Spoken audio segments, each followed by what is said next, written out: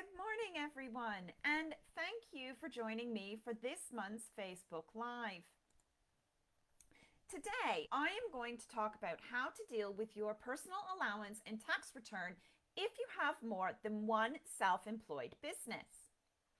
Everyone in the UK has a personal allowance, which allows them to earn a certain level of income before they must pay tax. Each year, HMRC outlines what the tax-free personal allowance is. And for this tax year, the standard personal allowance from the 6th of April 2021 to the 5th of April 2022 is £12,570 in England, Wales, and Northern Ireland.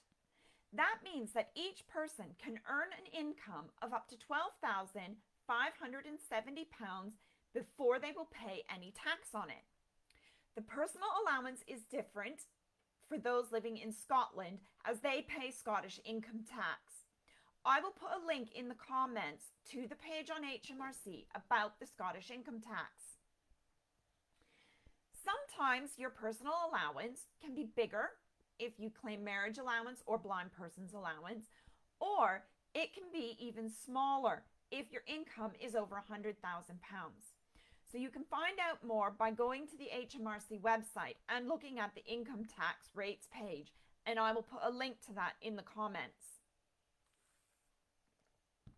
Once you have earned more than your personal allowance, you will start to pay income tax.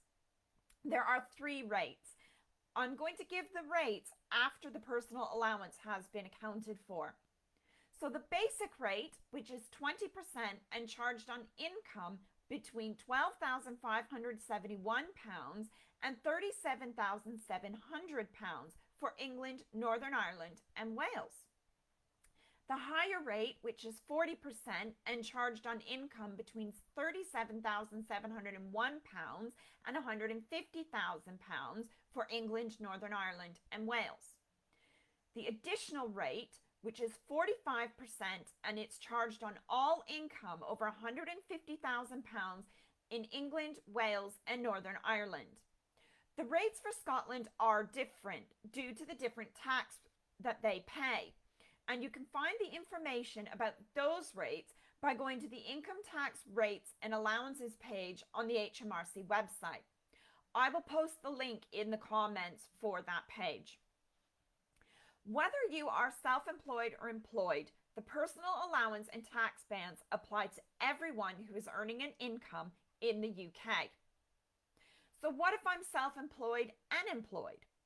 Well, when you file your tax return with HMRC, you will need to fill out the employed section as well as the self-employed section of the return. For the employed section, the information may already be partially filled in due to payroll being submitted through RTI, but it is important that you compare the information on your P60 and verify the information is correct. You may also have additional information to fill in, like the working from home allowance that has been provided due to the pandemic, or maybe benefits in kind. Under the self-employed section of the return, you would fill out all of the information for your business from your accounts. You may also have other sections of the return that need to be filled out. For example, any interest received on savings, pension income or contributions, income from shares, etc. Once all of the information is entered into the return, all of the income amounts will be added up together and your personal allowance will be applied. If you have already used up your personal allowance, you will be taxed on all income over the personal allowance. The amount you will pay will depend on which tax bracket your total income is in. Here is an example of how your tax would be worked out if you were both employed and self-employed. The names and figures are fictional and for illustration purposes only. Anne is employed by a company, and in the 2021-2022 tax year, she earned £35,000 as her salary. Anne is also self-employed and earned a profit of £20,000 for the 2021-2022 tax year. Her total income for the year was £55,000. After her personal allowance of £12,570 was deducted, her total taxable income was £42,430. Anne would have to pay 20% tax on all income up to £37,700, a total of £7,540. She would then pay 40% tax on the remaining income of £4,730, so a total of £1,892. Anne's total income tax owed for the 2021-2022 tax year would be £9,432. During Anne's employment, tax would already have been deducted from her salary, and this will show on her P60. She will need to ensure that this information is entered into her tax return, and she would then need to pay the remaining amount owed for income tax. What if I have more than one self-employed job? Well, if you have more than one self-employed job, you will need to ensure that you keep proper accounts. If the two businesses are entirely different, this will mean you need to keep two separate sets of accounts, as you will need to show the two businesses on the tax return separately. If the businesses are of a similar nature, you can just keep one set of accounts. When you submit your tax return, under the self-employed section, you would fill out the information for each business if they are different from each other. All the income from both self-employed businesses will be added together, and the tax owed will be calculated based on the taxable income after the personal allowance has been deducted. Here is an example.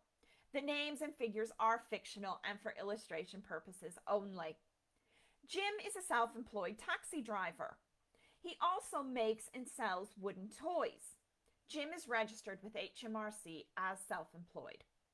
In the 2021-2022 tax year, Jim has earned a profit of £15,000 from being a taxi driver and £6,000 in profit from selling wooden toys. His total profit for the 2021-2022 tax year is £21,000. After his personal allowance of £12,570 is deducted, his total taxable income is £8,430. Jim would pay 20% tax on the £8,430, meaning his total tax for the year would be £1,686. In both examples used, there would still be national insurance contributions for the self-employed income that would need paying, so that is something to bear in mind. There are other factors that can affect the amount of tax you pay, and you can find out more about these on the HMRC website. These include things like pension income, benefits in kind if you're an employee, interest on savings, income from shares, rental income, or income from a trust. If you have any questions about personal allowances or how to deal with your accounts if you have more than one self-employed business, feel free to message me or put your questions in the comments.